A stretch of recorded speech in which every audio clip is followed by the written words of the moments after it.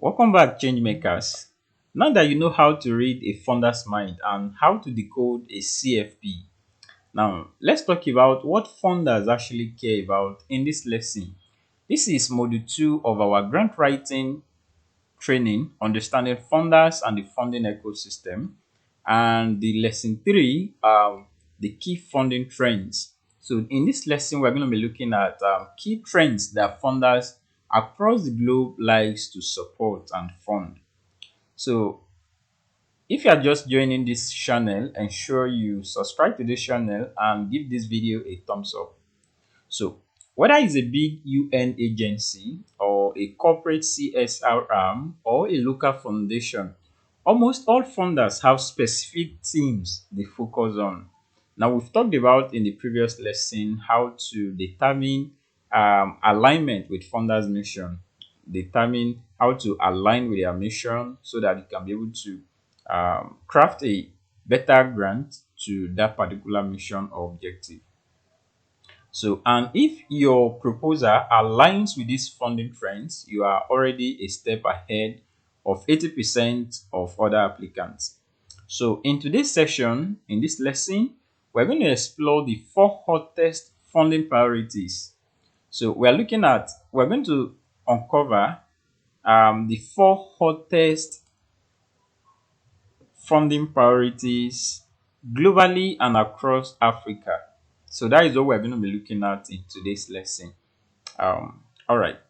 And one of them is climate action, youth empowerment, digital skills and inclusion, gender equality, and of course, I'll give you a real world examples and of projects that got funded in these areas so you can see what works. So we're going to be taking them one after the other.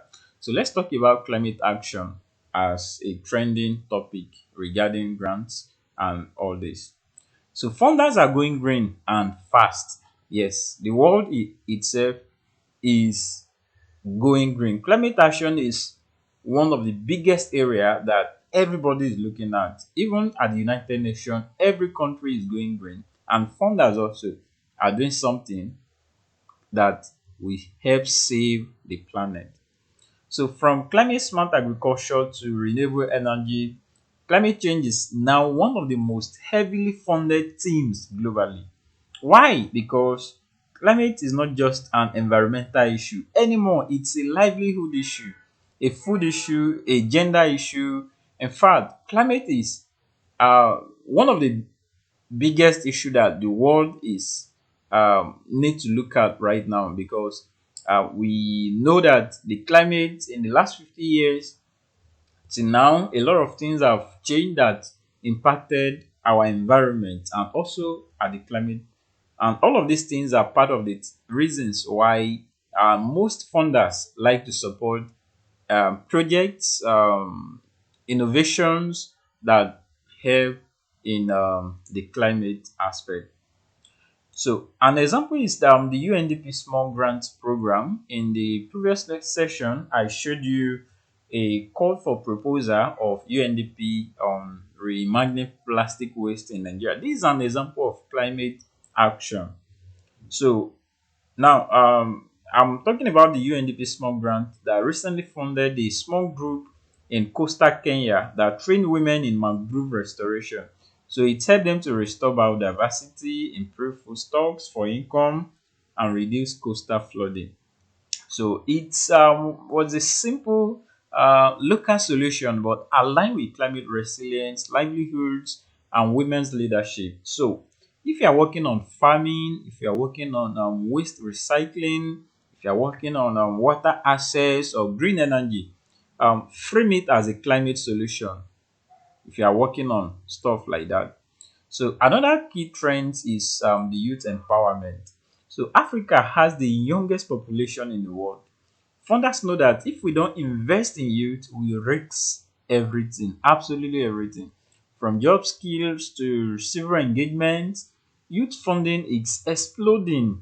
One example I have here is the MasterCard Foundation's Young Africa Works program has committed over $2 billion to create 30 million jobs for Africa youth, especially young women by 2030. So they fund ideas on youth entrepreneurship incubators. They fund ideas on vocational tech training.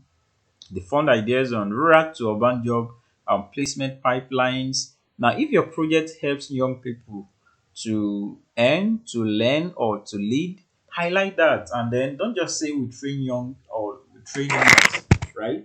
Say we train 18 to 24 years old in high demand skills and link them to employers or help them start a business. So these are part of issues regarding the youth empowerment that many organizations, especially the Mastercard foundations, are funding. So the third one is digital skills and inclusion. So digital is no longer optional; it's essential. So funders are backing projects that give undeserved group access to tech skills, access to internet, digital jobs like this empowerment, and also e-governance and digital rights. So, a very typical example here is the Google Africa Impact Challenge that gave $250,000 to a startup training refugees in Uganda to become remote software developers. Why? Because it meant data skills and livelihoods and social justice. So, another example is the European Union Digital for Development (D4D) program that support projects that boost digital literacy for rural women and online safety for youth. So a tip here is that if you are already teaching, mentoring, or training people, ask, can I digitize this model or add a digital access component? So also this climate action, youth empowerment, digital skills and inclusion, and also the fourth trending topics is gender equality. So this is no longer just a women's issue now. Gender equality is a core developmental strategy.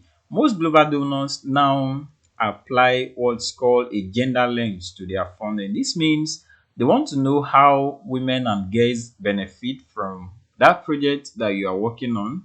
They also want to know, they care about representation in leadership, and they prioritize projects that challenge gender-based violence, economic exclusion, and inequality.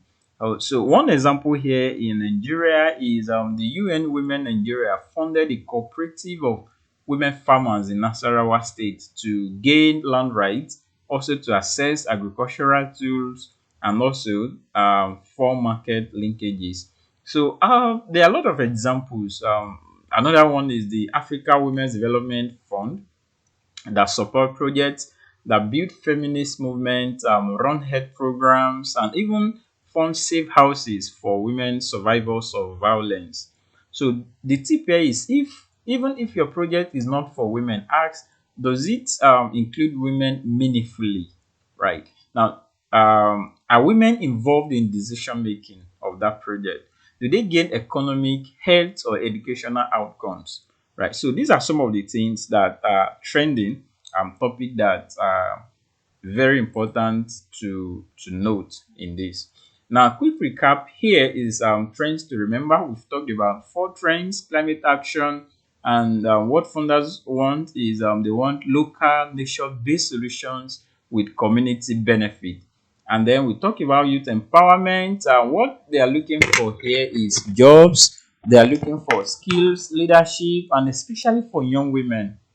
And also in digital skills, we talk about tech access for all, innovative training models, and on gender equality, we talk about women-led, inclusive, and transformative programs that are very, very important.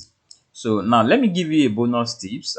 In this, the stronger proposals combine trends. For example, a project that trains young women in solar installation is about gender equality, is about digital or technical skills, is about climate action and youth empowerment. So that is a quadruple one. So funders love something like that. Now, a project that trains young women in solar installation combines four trending topics or areas of funding together.